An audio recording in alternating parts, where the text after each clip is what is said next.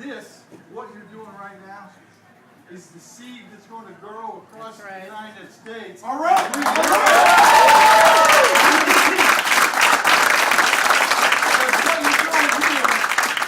What you're doing here is inspiring people in Pennsylvania and Ohio and Indiana and Missouri and Florida and everywhere else.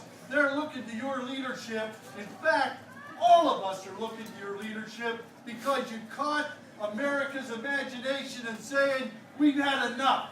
30 years is enough.